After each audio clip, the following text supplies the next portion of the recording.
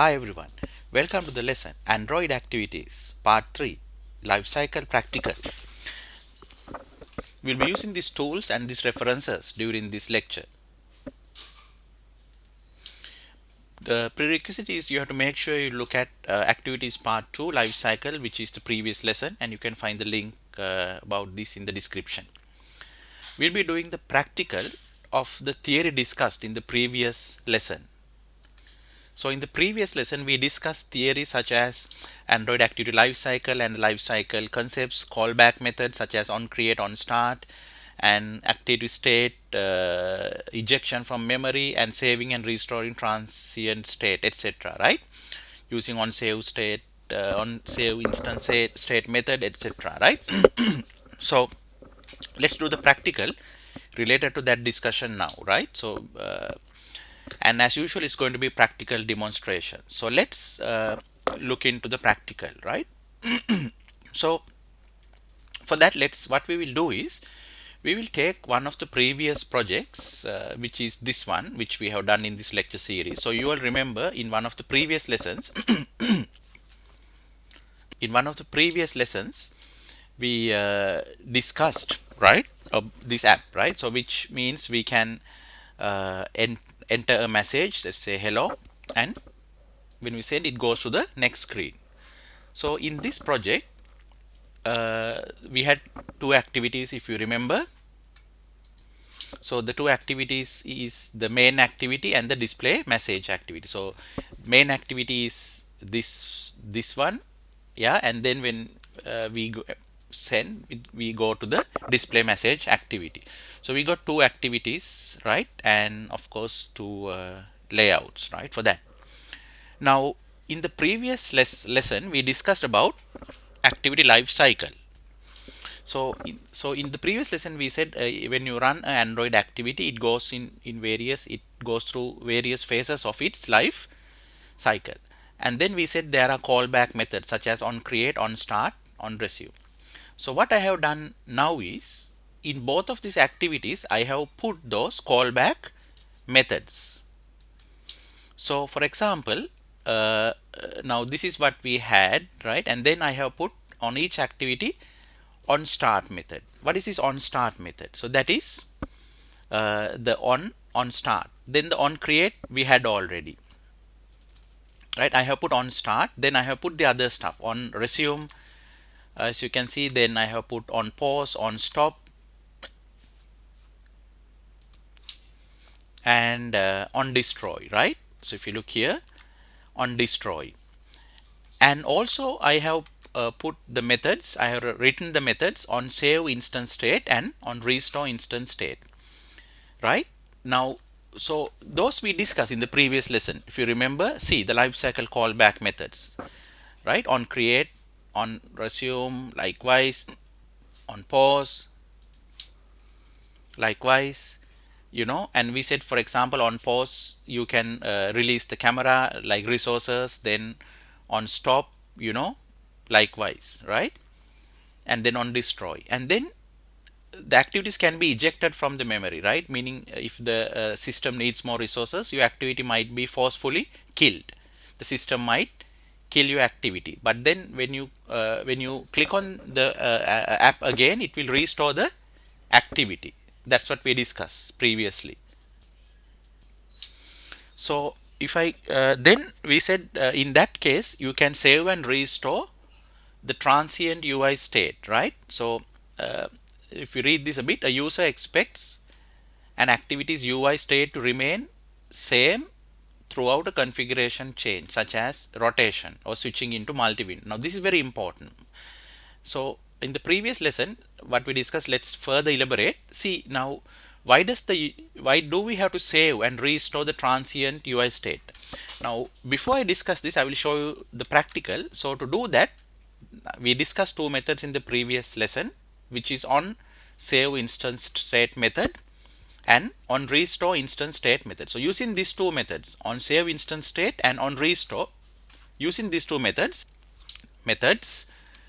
we can achieve this saving and restoring transient UI. What is this? What is this about?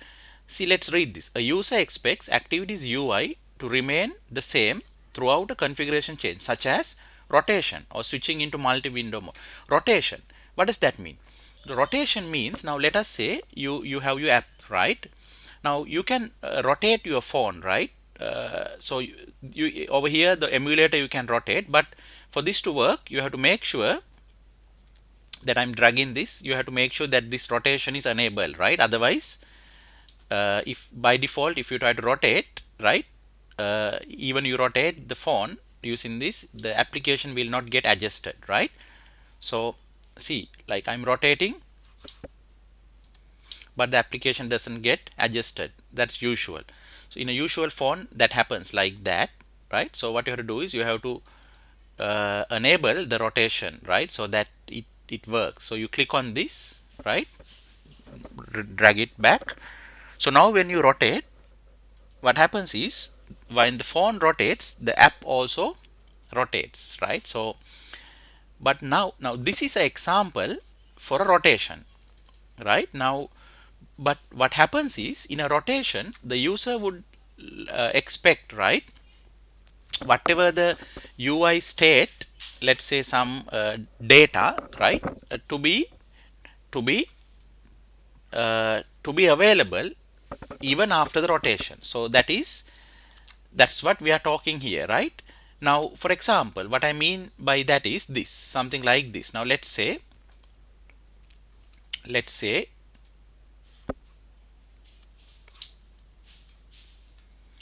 let's say I'm typing the message hello, right? Now when the phone is rotated, right, rotated, the user expects, right, that message to be there, right? The user expects the message to be there. Now this is what we are tackling using these two methods, on save instant state and on restore instant state, right? This is what we are tackling in this. So that is taken care by this lifecycle method on save instant state and on restore. In other words, what happens is when this rotation happens, this activity will get destroyed, right? Meaning you will see it in a little while if you look at the life cycle. So it will get destroyed. Let's see, right? Let's read this, then you will understand more. Such as rotation. However, the system destroys the activity by default when such a configuration change occurs. So when you say configuration change, a rotation is an example for a configuration change. So when you do this, it's a configuration change. That means configuration is changing from the portrait to the landscape. Once again, from the landscape it changes to portrait. So this is an example for a configuration change. But during the system destroys the activity by default when a configuration change occurs, wiping away any UI state stored. So if the system is destroying the activity when a configuration change occurs, that means this message should be removed. Whatever the message you have typed here should be removed from the screen, because it destroys the activity and recreates the activity to fit this new configuration. But now you can see still the value is staying, whatever the message. That is what it says, saving and restoring transient UI state. So this is an example for this use, right? So the user destroys, wiping away any UI state stored. User expects UI to remain the same if they temporarily switch away. Another example, user expects the UI to remain the same when they temporarily switch away from your app to a different app and then come back. However, the system may destroy your process which while the user is away, and your activity can be stopped. So a good example is a rotation. The system destroys and your activity can be stopped. When this happens, when the app is restored, you will not see the UI state. So that's what we have to tackle by saving and restoring it if you want to see it. When the activity is destroyed, right, due to system constraints, you should preserve user's transient UI state using a combination of. So you have to preserve the user transient state. You have to do it programmatically, right, when the activity is destroyed.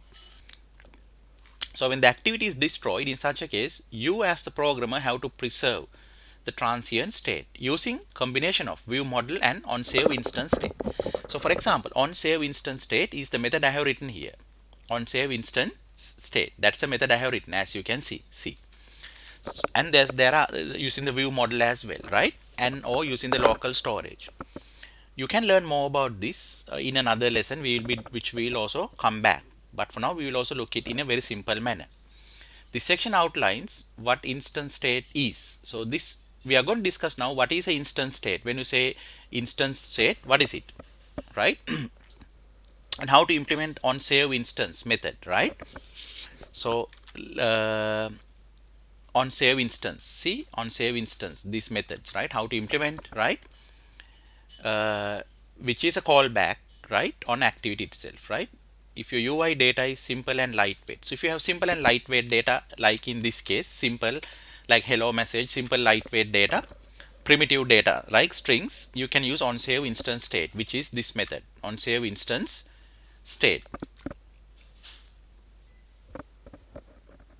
right, which is this simple method on save instance state. So it's primitive time. Let's see how we do it, right? And I will just show you, like I will explain it, but for now you can see inside this method I'm putting a string like to the bundle, right? That is what it really says as saving, right? You will put something to this bundle, right? Let's talk about that in a little while, right?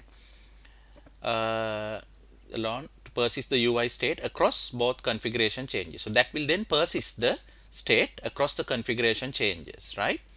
And system initiated process death. So same, if system initiated process death, such as if there's out of memory and the phone needs more memory and it removes your app temporarily from the memory, then when it initiated, right, once it's restored, you will again you can retrieve the data from the bundle. In most cases, though you should use both view model and save instance, as in this lesson we'll be talking about that. Likewise we'll talk, right? So instance state, right? So now you understood to a certain extent what it is, right? And then the data, right, saved data, the system use restore previous state is called instance state, right? So the saved data is what you called as instance state, right? That is used to restore the previous state, right? So when you save the data, you can bring it back. That's what it means. And is collection of key value pairs in a bundle. So you do it, what you do is you put that data as key value pairs into the bundle. So you can see this method gets a bundle. So say saved instance, to that bundle you can put key and a value. That's how you do it. By default system use bundle, right, etc. By default system use the bundle instance state to save information about each view object in your activity layout, such as text. See, now by default Android has implemented one thing, that is when this happens, such as a configuration change, and just before your activity is destroyed and regenerated, if just before it's destroyed, what Android does by default is it will use this bundle instance state to save information such of each view object. Now you know what are view objects? View objects are text boxes. Likewise, a text box is a view object, right? Any view object, if there's a state kept, right, let's say a text area, a text box, likewise, then it will be automatically the data will be saved. Actually that is what is happening here. Now see, this is a view, right? Now in this view, let's say I type John.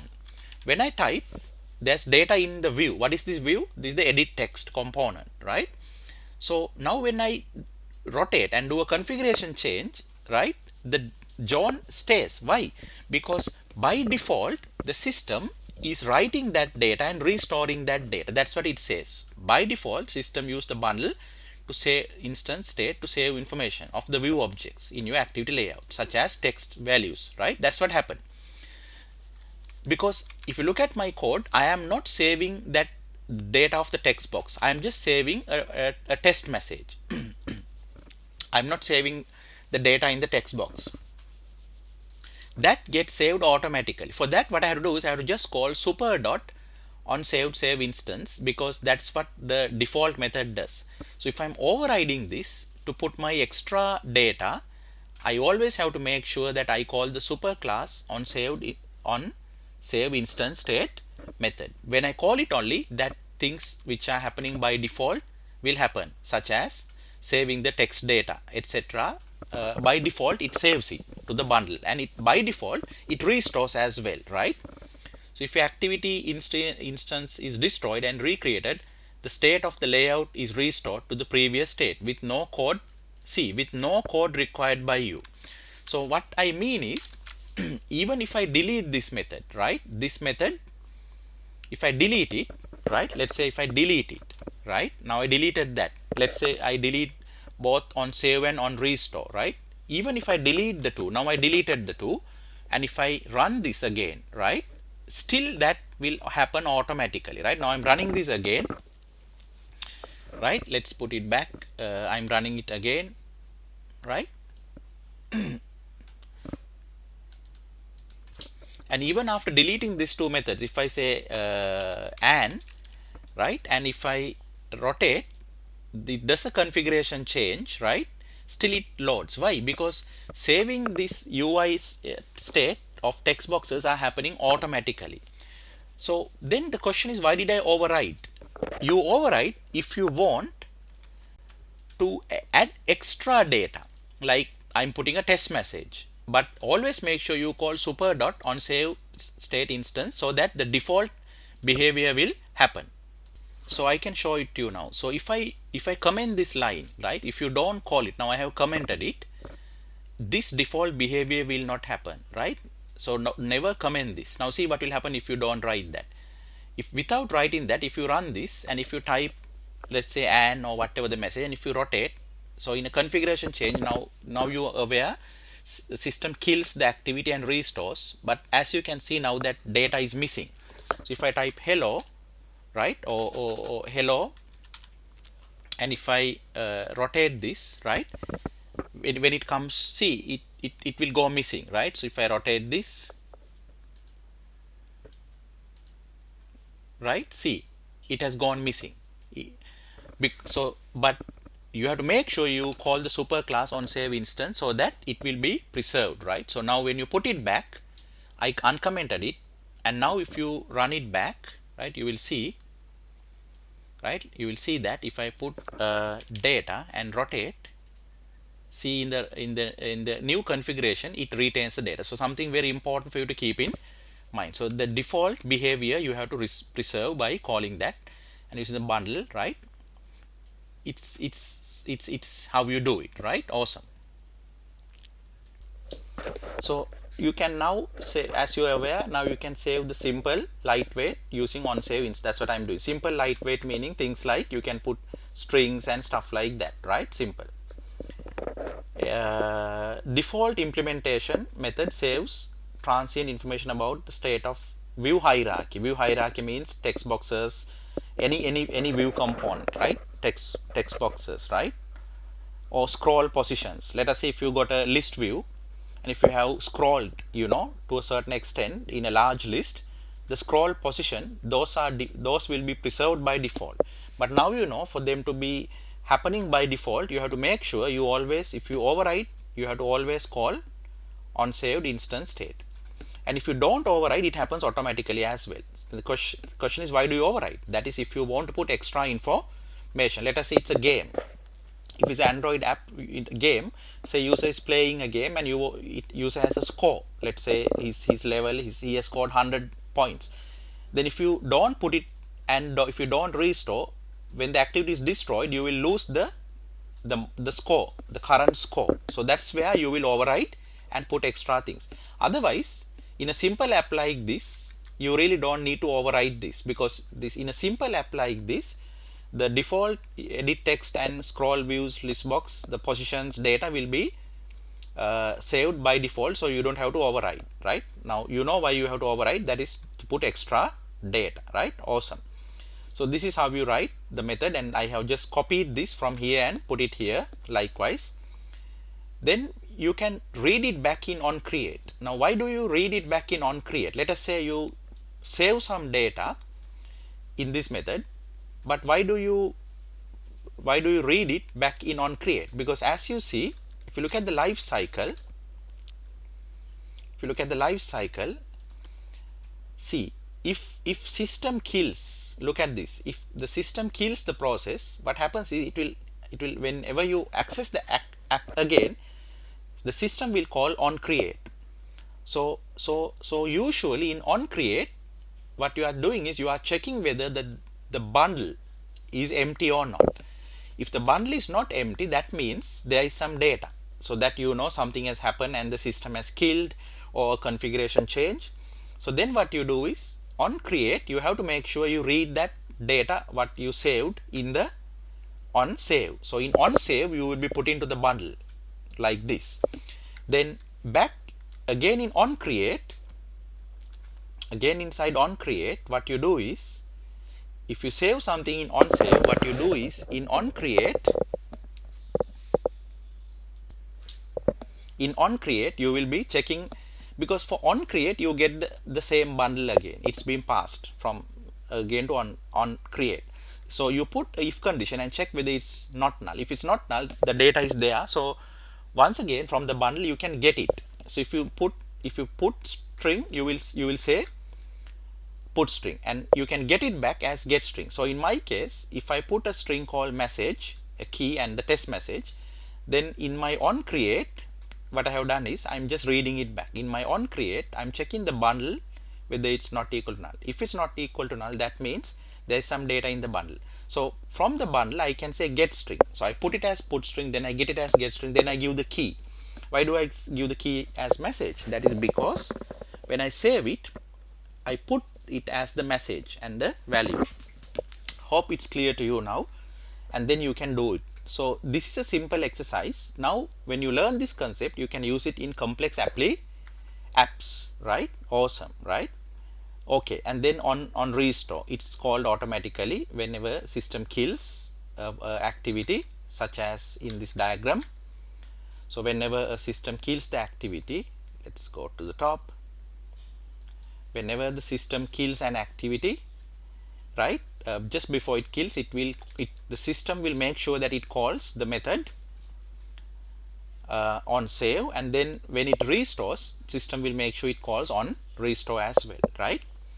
So this on restore method you can't call, also this you can't call. These are life cycle methods. They will get called automatically in the appropriate situations, right? Hope you are clear with that. Okay, now so to simulate this, what I have done is inside each method I have just put output. For example, in on start, I have said inside on start method of main activity. Why do I say main activity? Because I got a display message activity also. In that also I have overwrite all these methods. So I got two activities. So when I'm printing, I'm just printing a debug message to say, okay, inside on start method of main activity. See, okay, on resume, inside on resume of main act. Same I have put in the other one. I have said inside on start of display message activity. This is the second activity, same. So I have override all the methods with just output messages. Only thing I have done in on saved is in my main activity I have done on save to put data into the bundle, some sample data, and I have made sure that I'm calling the superclass method. Same in on restore, I have to make sure you call the superclass restore method, and then you can get whatever your data from the bundle. So when you save, if you put something, then when on restore you get it. What I'm doing is I'm getting it and I'm just printing it. I'm just telling inside on restore, and I'm printing the message and telling it's printed from inside on restore instance state method of main activity. So this is just a testing method. So on restore also I'm reading the data. Similarly on create also I'm reading, because you know it calls on create as well, right? So use this technique. So then these output messages will come over here in the console, in the run console, right? So what I'm doing now is I'm going to run this project from the beginning to show what's happening. So when I run, I'm going to expand this. You can see, so I for easy understand visibility, I have put asterisks. You can see the moment I run the app, right now I run it freshly from the beginning, you can see it's in the on create of main activity, right? And the instance is null, and then after on create it has gone to on start. That's correct, because after on create it should go to on start, then it has to go to on resume. See, it has gone on resume of main activity. So after resuming, that's it. See, then the activity is running. See, activity is running, this is running. So until that it's on resume. So as you can see, it stops from on resume, and these are some other messages. I'm not interested, that is system messages. I'm interested to see after on resume the other lifecycle methods are not getting invoked so far. But let us say, let me clear the screen now. Right click and clear. Now if I go, let's say hello, and if I send, when I go to second screen, can you see it has on pause of main activity? So that means my main activity has paused. See, on pause, because I went to the next activity. I'm getting a red color stack trace. I'm not interested about, worried about that. See, it has gone to on create or display message, because it on create of display, because now I'm in the second activity, on create display message, on start, on resume. So it has worked on create, on start, on resume, right, of display message activity. So it's in action, it's working, as you can see. On stop method of, that means when it's coming here, it has stopped the main activity. So the main activity has been stopped because I have gone to the second activity, right? But when the user navigates back, it will again go to on restart, right? It will go to on restart. I have overridden that as well, right? On destroy, I might not have overridden it, but if I have overridden it, it will invoke that as well, right? On stop, and then it has called, it has stopped the main activity because I have gone to the second activity, but also it has called saved instance on main activity. That means before stopping the main activity, it has called on saved instance of main activity. So that means in the main activity, it has also called this method on saved instance, because I am printing, right, and I'm putting the data. So awesome. Now if I come back, let's say if I come back from the second activity back to the first activity, what did happen? When I come back, right, it has not restored the UI state for the text box, right? But see what has happened. It has destroyed. I will tell you why it has not restored this. You might have expected the message to be here, but no, I will tell you why in a little while, right? Why it's not here, I will tell. See, now it has destroyed the main activity. See, the moment it destroys the main activity, so when I'm coming back, it has destroyed the main activity. So on destroy of the main activity, what's happening? See, on destroy, activity shuts down. So when it's coming back, it's destroying the main activity. So whatever the main activity which was earlier will get destroyed. That is why in the new main activity you don't see the message here, because after destroying it, it's creating it back. So it has created a new main activity after destroying, right? So because of that, it has not restored the UI state, because the reason is it has destroyed. Hope you understand, right? And the saved instance is null because it's destroyed. That is why you don't see the data here, right? That's the exact reason. And then it has started the main activity and resumed and stopped and destroyed, right? So hope you understand this. But let me show you now. If you put, once again I will show you now, you put the message, you send, and you come back. Why don't you see the message? Because it destroys the main activity, see, and then it creates back.